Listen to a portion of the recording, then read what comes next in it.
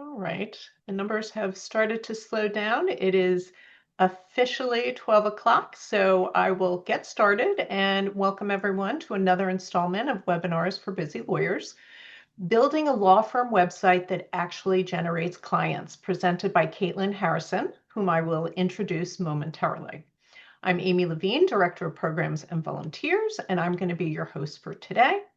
And before we begin, as those who have joined us before, I want to take a moment to remind you of the confidential and free services we offer supporting the Massachusetts legal community. These services include one-on-one consultations with licensed clinicians for mental health and substance use concerns, peer support groups and clinician facilitated groups, educational programs like this one that we're doing today, and then also one-on-one consultations with our law practice advisor on law firm management, professionalism, and ethics. A few housekeeping notes. We do love questions. Please feel free to submit those questions using the chat feature. We'll address those at the end of the presentation. And now I would like to introduce our wonderful speaker for today, Caitlin.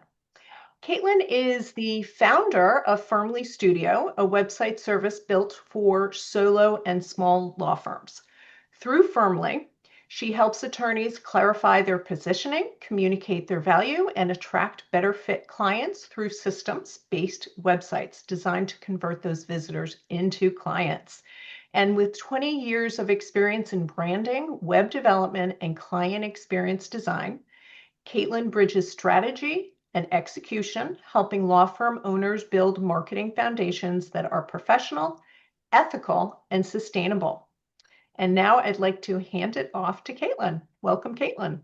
Thank you, Amy. It's good to be here with you all. Before I dive in, I'd love to get a quick read of the room. Drop a number in the chat. When you think about your website, is it one, something you're proud of, two, something you kind of avoid looking at, or three, something you haven't even done yet? Just drop a one, two, or three in the chat, and if Amy, you can let me know kind of what the read is. Okay. We are seeing some ones. Yeah, more ones. Great. Yeah, that's good. Okay, now we're starting to see a couple of threes, a couple of twos. So it looks like a variety of folks out there joining us today. All right, a great mix. All right. So here's why I asked. Most attorneys I meet didn't go to law school to think about their websites. You became a lawyer to practice law, but your website often doesn't give the first impression to the potential clients. And so for most firms, it's quietly working against you. At the end of this presentation, you'll know three things. One, the most common mistakes law firm websites make, what your website could actually be doing to return a visitor into a client, and a simple framework that I call the single point strategy. It ties your whole site and your follow-up together, so it all leads somewhere. This applies no matter where you're starting, with a website you love, a website you avoid, or no website at all. All of these principles work. So let me start by reframing what a website is even for, because that's where most of the trouble begins. Here's the mistake that almost everyone makes. We assume a good-looking website is a good website. So firms invest in something polished and professional, and then it sends them to nowhere. No calls, no inquiries. I think about it like this. Imagine a beautiful airplane, gleaming paint, perfect lines, a gorgeous cabin, but it doesn't have an engine. So it would sit on that runway and look fantastic, but it'll never get off the ground. A website that's built to look good, sorry, a website that is built to look good but doesn't work is that airplane. Lovely to look at, but it doesn't take you anywhere. A website should have a job. Its job is to take a person, someone who lands on your site with a legal problem, and move them step by step towards becoming your client. Looking professional is part of the job. Um, but that looking good and looking professional is just the baseline, not the goal. The goal of a website is to take action. And here's the part that surprises most people. This matters even if most of your business comes from referrals. Think about what happens when someone actually refers you. Your name would get passed along, and then the very first thing the person's going to do is they're going to Google you. They're going to look you up, they'll land on your website. If what they find is confusing or dated or doesn't clearly tell them who you are and what you do, you could lose that warm referral before they even pick up the phone. And you'd never know that even happened because there wasn't a system in place to capture their information. Your website isn't competing with nothing. It's often the deciding moment for people who are already inclined to hire you. So the question isn't, does my website look nice? It's, is my website doing its job? And we can talk about where that's going to break down. I see the same handful of issues over and over again. The encouraging part is that they are all fixable, and once you spot them, you can't unsee them. As I go through these, be honest with yourself about which ones sound familiar. One, it's trying to do too much. This is a common one, and it usually comes from a good instinct. You want people to know everything that you can do to help them. The homepage lists every practice area, every credential, every association. There are walls of dense text because, understandably, you're a lawyer and the precision matters to you. But here's what happens on the other side of the screen. A potential client is often coming to you in a stressful moment. They're facing a divorce, a business dispute, or an estate they don't know how to handle. They're already overwhelmed. And when they land on a busy, crowded page, it feels like it's getting worse, not better. A cluttered site tells them internally, this is going to be complicated. This is going to be hard. I can't do this. So instead of digging through it to find the answers, they'll leave. You know, we're living in a world where attention spans are smaller and smaller every minute. So the easier and quicker you can get through to them and make them feel seen and supported, the better. People will not work hard to find you, even if they need you. So the firms that convert the best usually say less more clearly. Two, there's no clear next step. This one's sneaky because a nice site can look perfectly nice. The visitor reads about you, they're genuinely interested, and then they hit a wall because nothing tells them what to do next. Do they call, email? Is the consultation free? Do I fill something out? When people have to work to figure out the next step, most of them simply won't. Not because they're not interested, but because you made them pause and think. And in that pause, they talked themselves out of it. They got distracted, decided they'd come back later, and as we all have the tab graveyard on our browsers, usually it never gets reopened. So if you don't give them somewhere to send next, that moment will disappear, as with that lead. Three, the only way to reach you is a 2002 style contact form. You know the one. Fill this out, we'll get back to you. There's a few problems packed into that little tiny box. It feels like you're shouting into a void. The person has no idea where it went, when they'll hear back, or if a human will even actually read it. Again, let's picture who's filling that out. It's often a nervous person who worked up the nerve to reach out to a lawyer to begin with. They hit submit and then they don't hear anything for a day or two. They assume the silence means they didn't get it or that you're not interested. They're not going to assume that your slow response is because you're busy. It'll read that you don't care. And four, I mentioned this already, but assuming that for referrals won't look. I've heard this before with a lot of lawyers I've come in contact with, is that their phone is full of referrals all the time. But people don't think about the step that when you get multiple referrals, you're going to look them up. And does their site really bring that know, like, and trust factor? The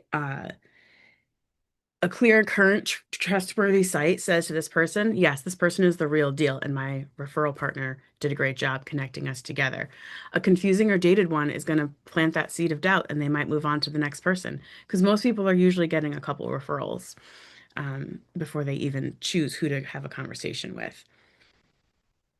And five, there's no system behind it. This is the big one. This is the one that a lot of people don't think about. A lot of firm websites are essentially a phone number on a page. That's the entire mechanism. There's no way to capture someone's email, to follow up. Nothing is working behind the scenes. So think about, again, let's think about on the other side of the screen, which is where I always try and think through all the different ways that people are coming to a lawyer's site and what kind of um, user experience that they're going to want to have.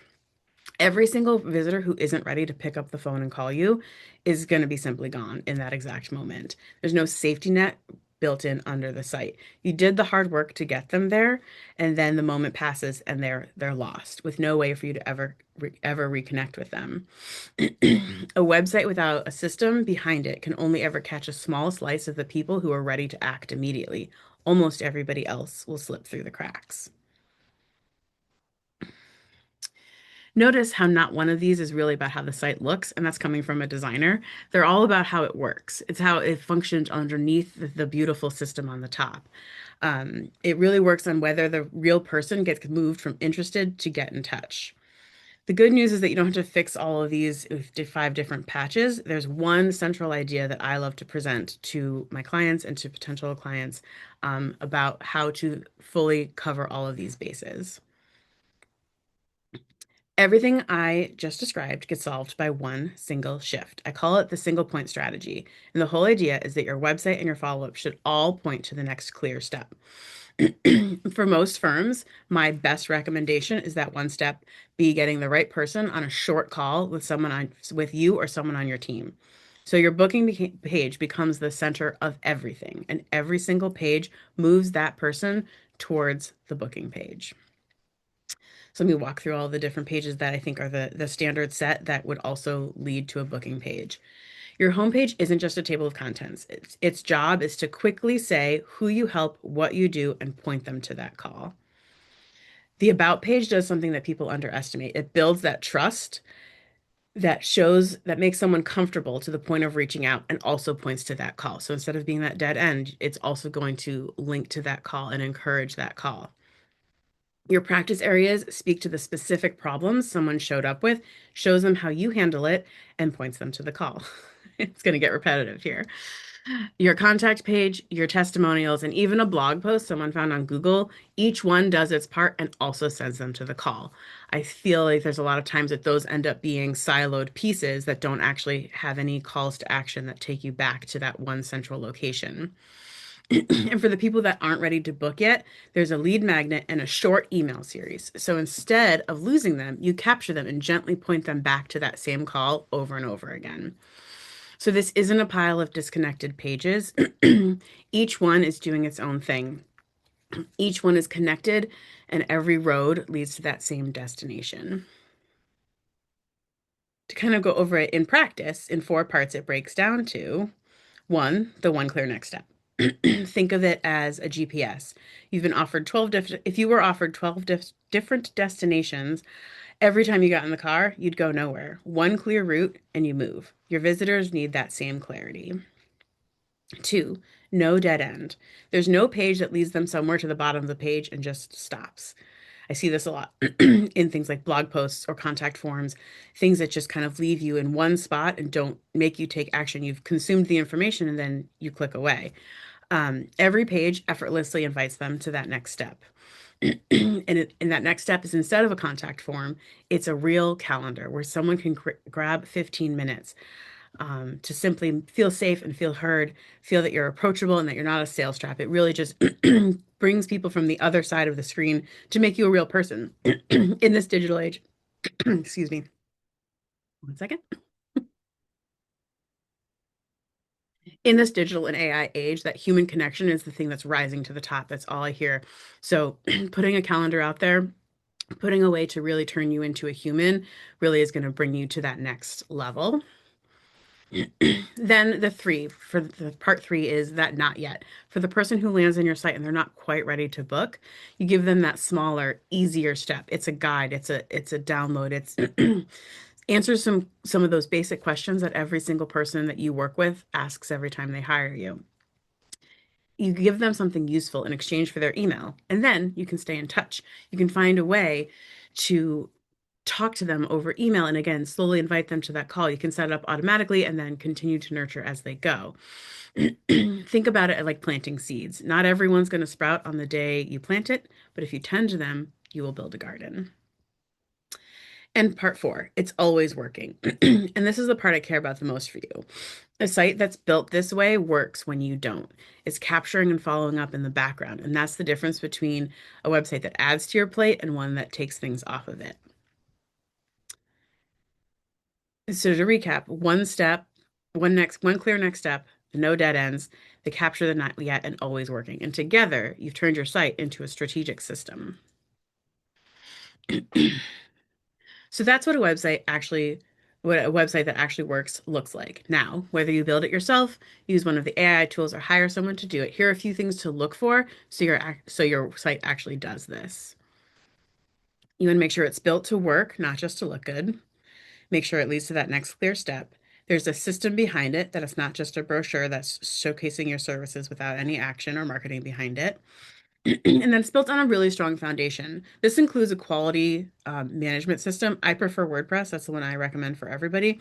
And on top of being built on that strong foundation, it's accessible, it's mobile friendly, it's covered by the right legal policies. There's a lot of, I mean, I'm talking to a room of lawyers. There's a lot of things out there that happen in the compliance phase of a website as well to make sure that you've got all of that covered.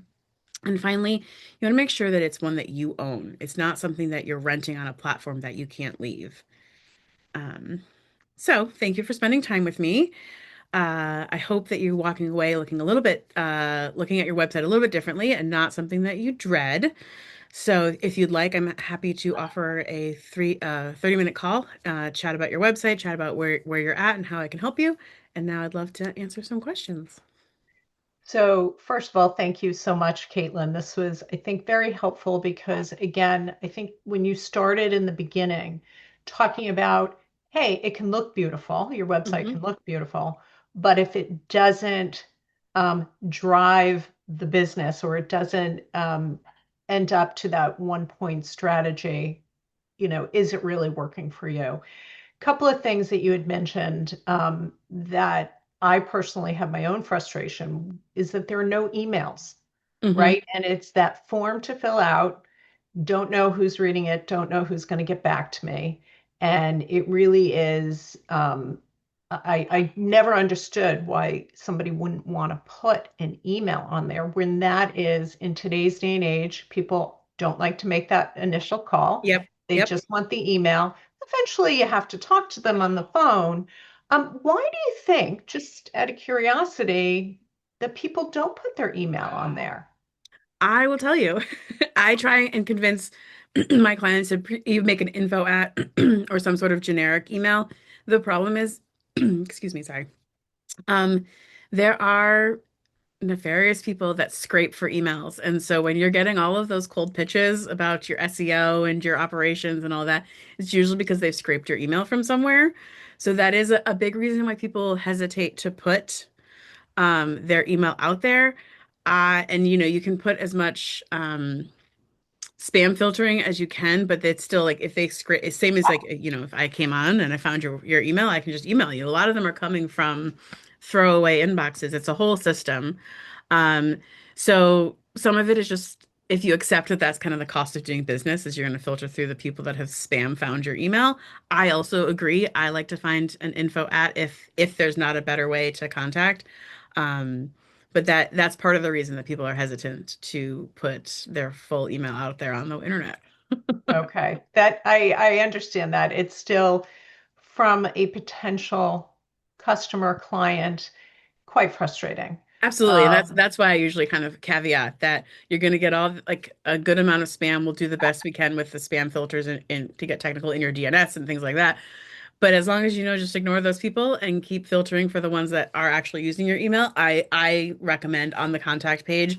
I still recommend always having a contact form because that again, I like to think about all of the different doors that someone's going to come in to your website and how they prefer to communicate. So I like to have a phone number, a contact form, an email. But and also my favorite is that calendar because that is a way where I don't have to think about, well, if I call them right now and they're in a meeting, it's just going to go to voicemail and then we're going to play phone tag. The calendar really gets rid of that. So does email. Email can get rid of that back and forth, that frustration of like, how can I just get on the phone with you?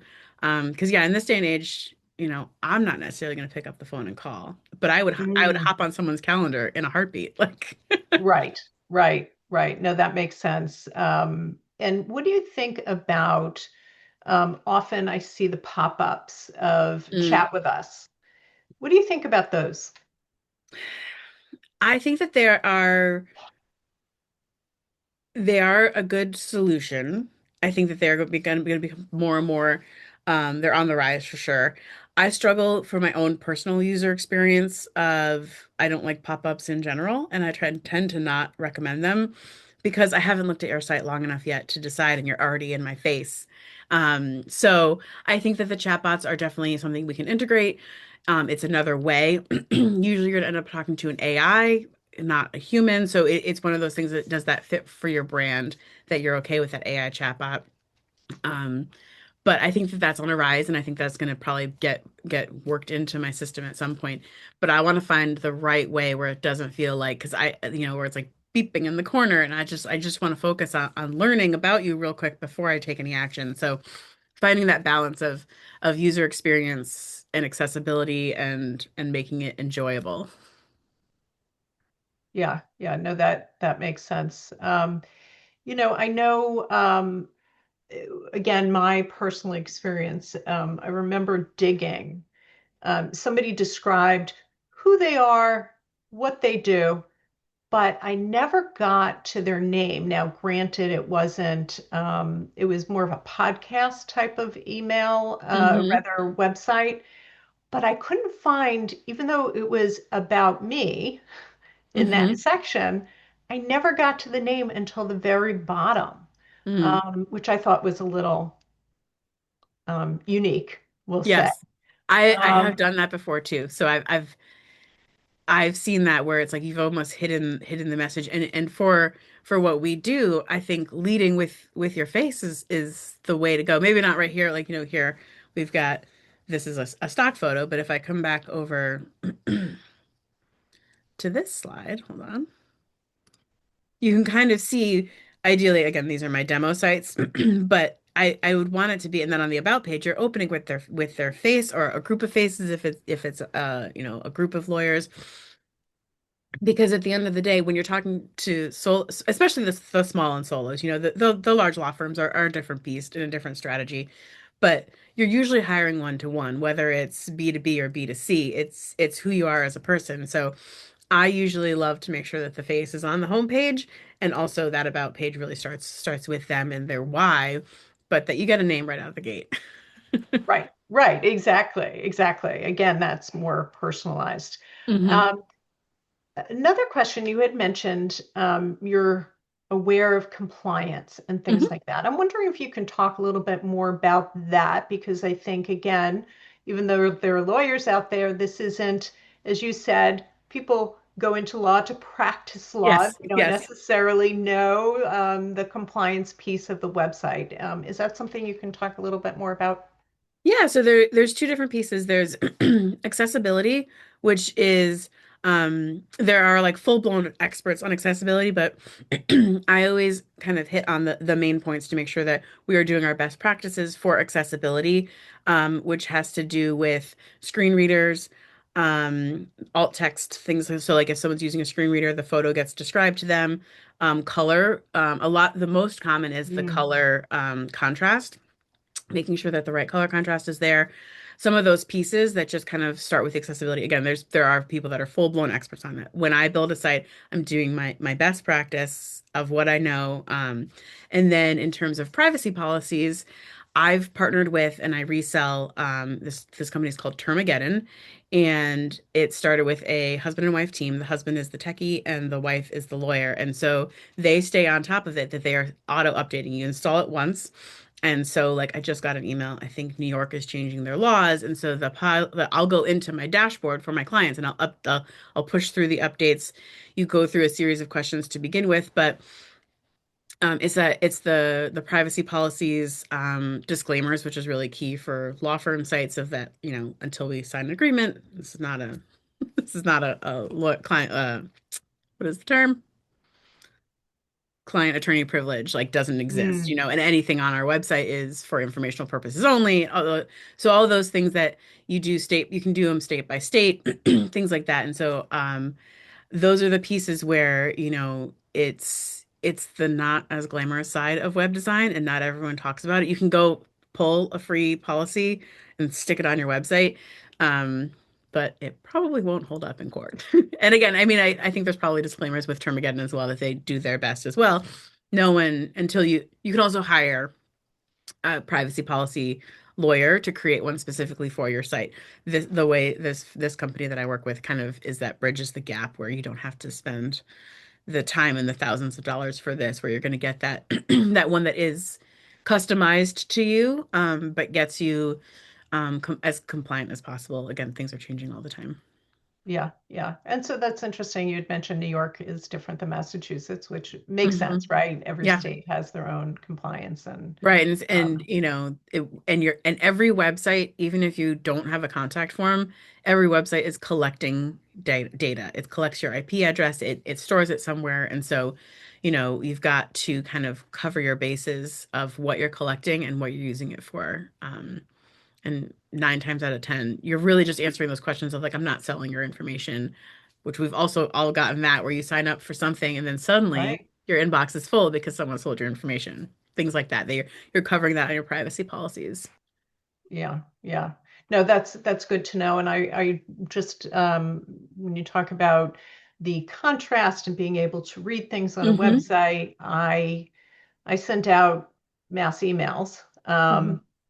I did get, just in terms of keeping with LCL colors, Hmm. I thought something looked good, and I did get some feedback that it was hard to read. Hmm. So those are important things I think to keep in mind. Yep. Um, and I'm learning that I have a colleague who keeps us on track with those types of things. Yes, yes. Something I like to build for all my clients is sort of like a one pager with their brand colors, the fonts that go onto the site, and then a couple of like approved pairings so that if you are doing your own graphic, you know which colors can kind of sit on top of each other while staying compliant and vi like it's not even also just for the visually impaired, it's also as the designer in me. It's the it Right, looks better this way. right, right. And what about just a few other questions, Please. and again, please, people chime in if you do have other questions. In terms of bios and things like that, sometimes I just don't see that information. And I wonder if that's done purposely, what is, do you think, again, the reason behind it? I just find if I'm looking, I want to know more about the attorney and their background.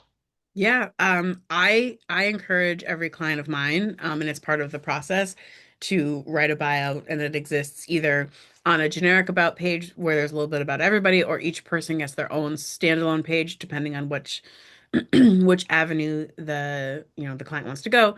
But I think that I also want to know, right? And I think that I again, you're going through that whole subconscious know, like, and trust factor. And if there is not a bio, even if it's brief, it doesn't have to be every single school and thing you've done. It's gonna give you that knowledgeability that you're not trying to hide something, even if you're brand new, right? Like if you just got started yesterday, Mm, you went to college, you did whatever number of internships or things like that. Like there's a way that you could expand it for a while, and then we can go in and we can update it after a year, when you've got more things to say about yourself. yeah, yeah, no, absolutely. And just one other question. I always thought and Hmm. think that it's nice to have a picture as well. Yes. And pictures, I think, where people can really relate and see Hmm. who am I talking to, or who am I specifically going to talk to. There's really, it makes it a little bit more intimate, at least to know who that person is. And I find that, again, sometimes people don't put pictures on there. Any recommendations either way? Yes, I mean, I definitely, again, I think that we are in that rise of AI and social media and all the different pieces where your humanity is going to be the currency that we kind of use to show that we might be using these AI tools to help leverage our businesses or whatever, but at the end of the day, it's a human to human connection. So, getting a photo, finding someone in your area to help you take a photo, is just, again, really going to give that likability, right? Hmm. And everyone's more photogenic than they think they are. Yeah, right. And there are ways to smooth out hair Yes, and things like exactly. We could do a that. little Photoshop, little touch-ups, but Right, also not right. doing too far. We've all seen those photos too, where they're way too filtered. Yeah, yeah. So again, just to sum up, I don't see any other questions coming in, but it really is, it's making your website work for you. It is Hmm. bringing the action to it. I'm just wondering a quick summary again in terms of Yeah. how that makes it happen. There's a lot about making sure that it's a simple, clear system and that you do think about that your website is your house, right? It's the way that people see you online. But people are going to come in from every single type, and if you want everyone to land in the kitchen, right? So someone's going to come in through the side door on a blog that they saw or a LinkedIn post, and how do we all get them to the kitchen? And the kitchen's where the conversation is going to happen to see if they're going to like stay and hang out, right? Um, so putting together that system and that structure underneath, so many times I just see those brochure sites and thinking again, like I said, about how in today's age everyone communicates a little bit differently, and some people are going to want to just pick up the phone and call. And some people are going to want to have a set time so they know that they can be available and not do the phone tag thing. So that's why I think the calendar is a really strong thing that gets underutilized. And then email marketing. I don't have the stat here, but I think that I had found for lawyers, for every dollar spent on email marketing, so after you collect the email with the lead magnet, you nurture them and then you could continue to nurture them with different campaigns and things, not to get in the weeds. But I think it was for every dollar a lawyer spent, it was like a $42 ROI. So a lot of that email capture does not exist a lot in a lot of the sites that I've seen and audited. So just finding all the different ways to sort of engage while also educating, because I know that that's a big piece of what most lawyers want to do is they just want to show who they are and what they do, but then what, right? So, Mm, excellent, excellent. And just to reemphasize, Caitlin really does the solo and smaller law firm. hmm And so if you do need some help, want some help, please reach out. Again, it's firmlystudio.com. We hmm did have a comment. Thank you. Love the presentation. Clear and practical. And Oh, I thank feel you. like that's a part of this, right? It's the website. You want it to be clear and practical. hmm And again, you want it to look good, but have drive people and have a purpose to it. Absolutely. And I think that that's a good key. And again, I come at it from the design angle, so it's always going to look good, but what's under that surface level, right? And just following that user experience all the way through. And I think one of the best tips is always kind of think of what's the person on the other side experiencing when they're coming to my site, and how can I make sure, in a lot of the paths further down the page, I have like a simple 1, 2, 3 steps where it's like it could help answer that question visually of Hmm. like, okay, first we get on a call, and then we're gonna set a plan in motion, and then you get your documents as broad strokes as you can be for those people that most people are not usually expecting to hire a lawyer, right? Like it's usually not, unfortunately, people are not coming to you on their very best days. Sometimes they Hmm. are, but Right, right. Well, this was excellent. Again, I think very clear, greatly appreciated, and hopefully folks will be able to look at their website a little differently yes, absolutely. and look for areas to improve. And so, again, thank you so much, Caitlin, for Yes, and joining feel us free to book a today. call. Even if you don't think you need a website, you just want to pick my brain a little bit, please feel free to book that call, and I'd love to chat with you guys. Excellent, excellent. And thank you all for joining us today. Again, webinars for busy lawyers, quick information, quick bite-sized pieces of information. So again, hopefully this was helpful to everybody. Thank you again for joining us. Thank you. All right, take care. Bye. Bye-bye.